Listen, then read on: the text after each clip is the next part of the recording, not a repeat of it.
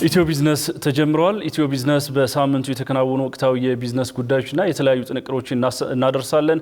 በዛሬ ኢትዮ ቢዝነስ ፕሮግራማችንን በአጫጭር እንግዲህ በሀገራችን የኤሌክትሪክ ተሽከርካሪ እድገትን የተመለከተ ከዚህም ባለፈ የኦንላይን የምርት ጥራት ማረጋገጫና የይርጋለም የተቀናጀ ኢንዱስትሪ ፓርክ የወጪ ንግድ ላይ የተመለከቱ ጉዳዮችን ወደ ተመልካቾቻችን እናደርሳለን። በዝርዝር መረጃችን ደግሞ የኢትዮጵያ ስታቲስቲክስ አገልግሎትን በተመለከተ ከእንግዳ ጋር ቆይታ ይኖረናል።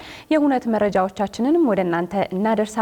ቃል ኪዳን ታደሰና ጥላሁን አያሌው አብረናችኋለን። አብራችሁን ቆዩ። በኢትዮጵያ የኤሌክትሪክ ተሽከርካሪ ቁጥር መጠን በየጊዜው በከፍተኛ ሁኔታ እየጨመረ ይገኛል። አሁን ላይ እንግዲህ በሀገራችን ወደ 120 ሺህ የሚሆኑ የኤሌክትሪክ ተሽከርካሪዎች ይገኛሉ።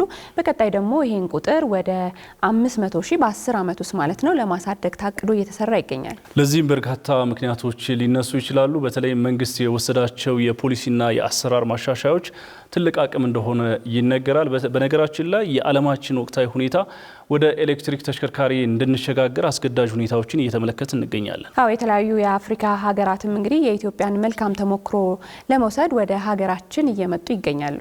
የጋና የሞዛምቢክና የአንጎላ ልዑካንም እዚህ አዲስ አበባ የኢትዮጵያን መልካም ተሞክሮና ልምድ ለመቅሰም ችለዋል። በቀጣይ ጊዜያትም በርካታ በዚህ ዘርፍ ላይ ተስፋዎች ይኖራሉ ተብሎ ይጠበቃል። እንግዲህ ቃል ዘመኑንና ወቅቱን የዋጁ አገልግሎቶች እየተበራከቱ ይገኛሉ። በተለይም ደግሞ በንግድ ዘርፍ ላይ በርካታ ለውጦችን እየተመለከት እንገኛለን አይደለ?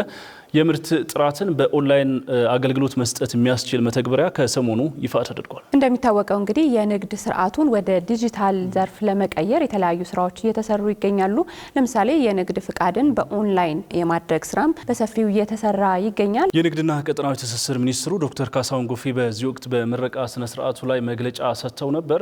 በመግለጫቸውም እንዳሉትም የንግድ ስርዓቱን ይበልጥ ለማዘመንና ለማላቅ ትልቅ አቅም ይሆናልም ብለዋል። ይህ አዲሱ የምርት ጥራት ማረጋገጫ የኦንላይን መተግበሪያም አገልግሎትና ምርቶችን በላቀ አፈጻጸም ለመተግበር የሚያስችል እንደሆነ ነው የተነገረው። ይህ የምርቶች የኦንላይን የጥራት ማረጋገጫ መተግበሪያም በኢትዮጵያ የደረጃዎች ኢንስቲትዩት የበለጸገ እንደሆነ ይታወቃል። በሀገራችን የምርትና የጥራት ደረጃ ሀገር አቀፍና ዓለም አቀፍ ተወዳዳሪ ለመሆንም ትልቅ አቅም ይሆናል ተብሎ ተስፋ ተደርጎበታል። በሀገራችን የግብርና ምርቶች ላይ እሴት ጨምሮ ለገበያ ማቅረብ ውስንነት በተደጋጋሚ የሚገለጽ ችግር ነው። ከቅርብ ጊዜ ወዲህ ግን ምርቶች ላይ እሴት ጨምሮ ፕሮሰስ አድርጎ ለዓለም አቀፍና ሀገራዊ ገበያ ማቅረብ እየተለመደ ይገኛል። ከዚህ ጋር በተያያዘ እንግዲህ የይርጋለም የተቀናጀ የግብርና ምርቶች ማቀነባበሪያ ኢንዱስትሪ ፓርክ በበጀት ዓመቱ 9 ወራት ውስጥ ከአቮካዶ ዘይት ወደ 2.5 ሚሊዮን ዶላር ገቢ መገኘቱን ሰምተናል። የሲዳማ ክልል ኢንዱስትሪ ፓርኮች ልማት ኮርፖሬሽን ዋና ስራ አስፈጻሚ የሆኑት አቶ ኃይሉ ተሰራ እንደገለጹትም በይርጋለም የተቀናጀ ኢንዱስትሪ ፓርክ የወጪና የገቢ ምርት ላይ ትልቅ አስተዋጽኦ እያበረከቱ ይገኛሉ። ተኪ ምርት ላይም ትልቅ ሚና እንዳላቸው ገልጸዋል። በዚህ ኢንዱስትሪ ፓርክ ውስጥ ኢንቨስት ለማድረግ ውል ከፈጸሙ 34 የሚሆኑ ድርጅቶች መካከል 10ሩ በስራ ሂደት ላይ ይገኛሉ። በዚህም እንግዲህ በበጀት ዓመቱ 9 ወራት ውስጥ ይህን ያህል ገቢ መገኘቱንም ተናግረዋል። በነገራችን ላይ በኢትዮጵያ ታምርት ንቅናቄ የተኪ ምርት ላይ ትልቅ ውጤት እንደተገኘ ይታወቃል። ባለፉት 10 ወራት ውስጥም ወደ 4.98 ቢሊዮን ዶላር ገቢ እንደተገኘ ይታወቃል። እነዚህ የኢንዱስትሪ ፓርኮች በሀገራችን የተኪ ምርትን የሀገር ውስጥ የማምረት አቅምን ትልቅ ደረጃ ላይ ያደረሱት እንደሚገኙ መረጃዎች ያመለክታሉ።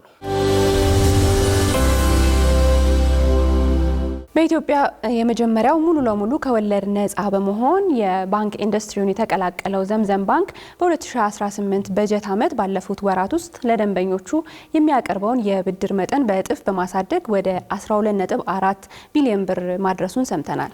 ባንኩ በ2017 በጀት ዓመት የለቀቀው የብድር መጠን 6.2 ቢሊዮን ብር እንደነበር ይታወቃል። ቀደም ብለሽ እንደገለጽሽው ግን በእጥፍ በማሳደግ 12.4 ቢሊዮን ብር አድርሷል በዚህ ዓመት ማለት ነው።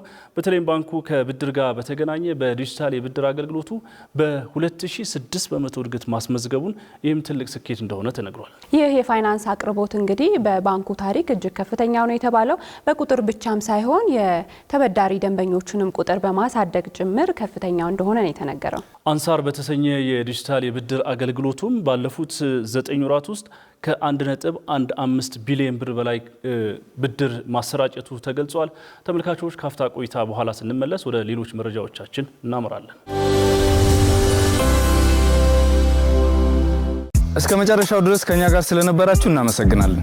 የምናዘጋጃቸውን አዝናኝ ቪዲዮዎች ማየት ከፈለጋችሁ እዚች ጋር ጠቅ ያድርጉ።